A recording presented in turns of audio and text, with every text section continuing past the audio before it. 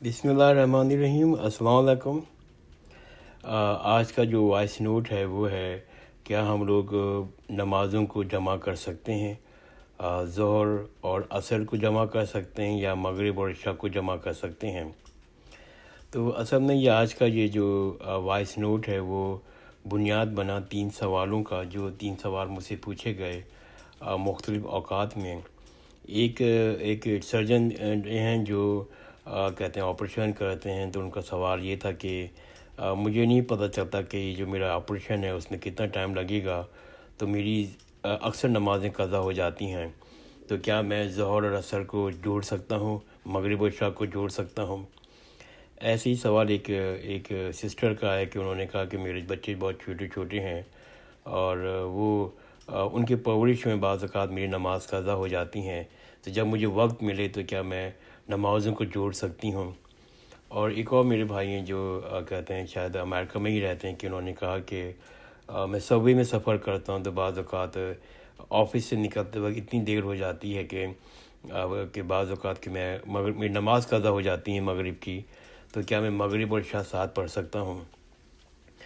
तो फिर मैंने रिसर्च की और देखा कि क्या इसमें इस्लाम में और हमारे शरिया में इसकी गुंजाइश है कि भी नहीं है। तो अल्हम्दुलिल्लाह मुझे कुछ अहादीस मिली, कुछ दूसरे इमाम लोगों की मैंने फ़िक़्ह पढ़ी और फिर मैं कंक्लूजन में पहुंचा हूँ कि बहुत सी इमाम भी इस बात पे एग्री हैं, बल्कि मैं उनके साथ एग्री हूँ। मेरा तो कोई मुकाबला नहीं, मेरी तो कोई हैसियत नहीं मेरी किसी राय की, कि अगर कभी कभी वाला मामला है और कोई मजबूरी है तो आप ज़ोहर और असर और मगरिब और इशा जमा कर सकते हैं।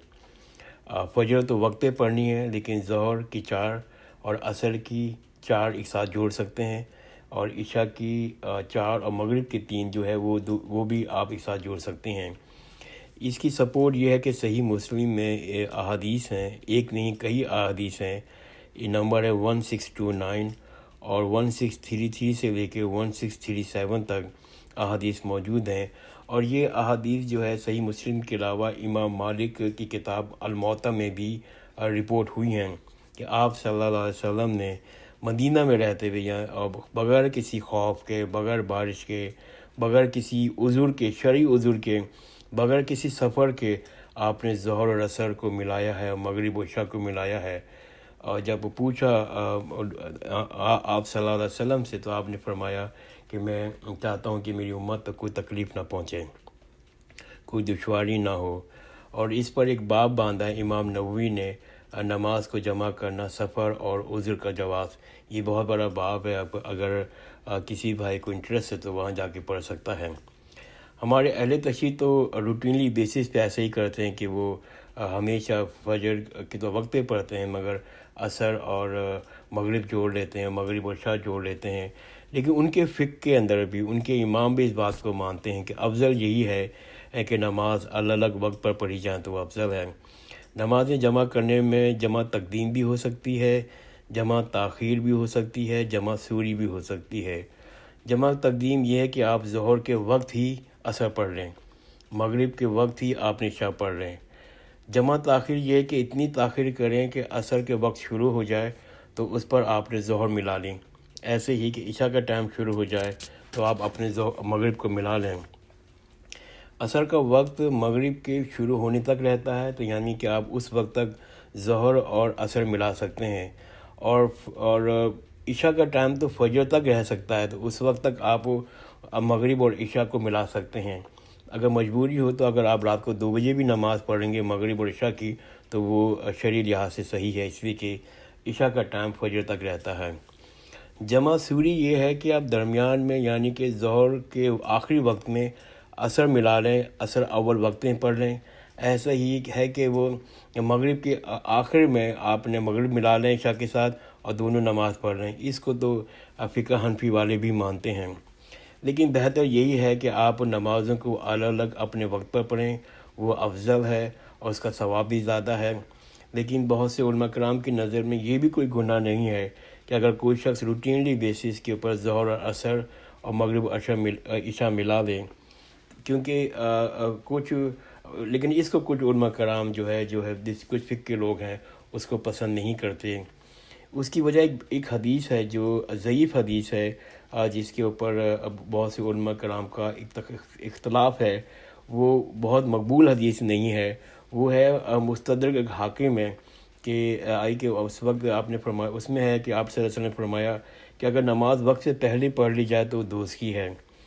تو وہ حدیث یوں ضعیف ہے کہ خود حضرت صلی اللہ علیہ وسلم نے صحیح مسلم میں جو حدیث آئی ہے 1629 اور 1633، وہ میں بھی پڑھوں گا آپ کے سامنے تاکہ آپ لوگوں بھی میرے ساتھ مطالعے میں اور میرے کنکلوژن میں آپ شریک ہو سکیں۔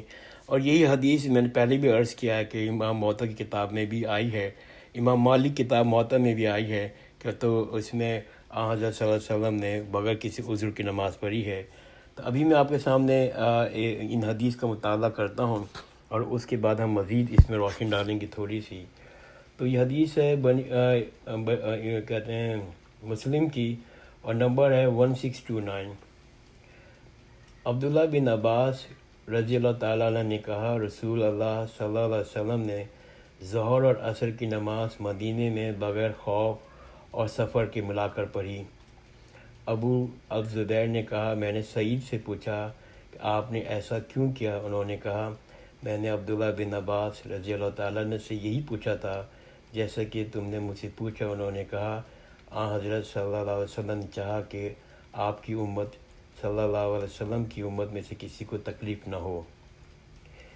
ایک ایسی حدیث آئی ہے 1633 میں، یہ حدیث ہے ابن عباس رضی اللہ عنہما نے کہا، رسول اللہ صلی اللہ علیہ وسلم نے ظہر اور عصر کو، مغرب اور عشاء کو مدینے میں بغیر خوف اور مینا کے جمع کیا۔ مینا میں بارش کے۔ وقی کی روایت میں میں نے آپ صلی اللہ علیہ وسلم سے وقی کی روایت میں میں نے ابن عباس رحمت رضی اللہ تعالیٰ عنہ سے کہا، آپ نے یہ کیوں کیا؟ انہوں نے کہا، تاکہ آپ کی امت کو حرج نہ ہو۔ اور ابھی معاویہ کی روایت میں بنی عباس رضی اللہ تعالیٰ عنہ نے کسی سے کہا، کسی ارادے سے آپ نے یہ کہا، آپ نے چاہا کہ آپ کی امت کو تکلیف نہ ہو۔ یہ حدیث 1634، ابن عباس رضی اللہ عنہ نے کہا، میں نے رسول اللہ صلی اللہ علیہ وسلم کے ساتھ نماز پڑھی 8 رکعتیں اکٹھا کر کے، یعنی ظہر اور عصر ملا کے، اور 7 رکعت اکٹھا کر کے مغرب اور عشاء ملا کے۔ میں نے کہا، اے ابو شعشع، میں گمان کرتا ہوں کہ آپ نے ظہر میں تاخیر کی اور عصر اول وقت پڑھی، مغرب میں تاخیر کی اور عشاء اول وقت پڑھی۔ انہوں نے کہا، میں بھی یہی گمان کرتا ہوں۔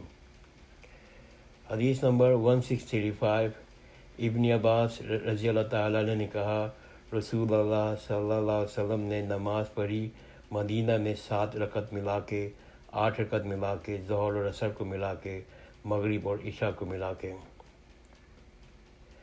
ایک اور حدیث ہے 1636، شقیق کے بیٹے عبداللہ نے کہا، ہمیں ایک دن ابن عباس رضی اللہ عنہ کے واس کیا۔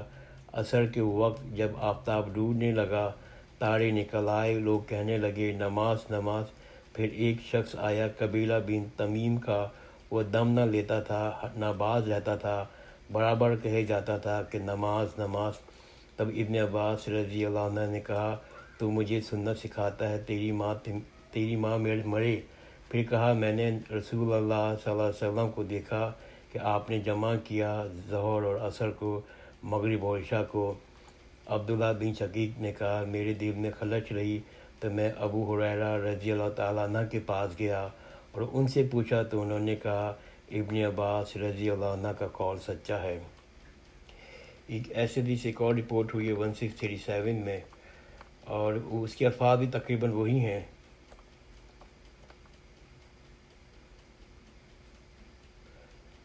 عبداللہ بن شقیق عقیلی نے کہا، ایک شخص نے ابن عباس رضی اللہ عنہ سے کہا، نماز پڑھو، آپ چپ رہے۔ آپ نے کہا، نماز، آپ پھر چپ رہے۔ پھر اس نے کہا، نماز، پھر آپ چپ ہو گئے۔ پھر اس سے ابن عباس نے کہا، تیری ماں مرے، تو ہم کو نماز سکھاتا ہے۔ ہم رسول اللہ صلی اللہ علیہ وسلم کو دیکھا کہ آپ نے جمع کیے ہیں ظہر اور عصر کو، مغرب اور عشاء کو۔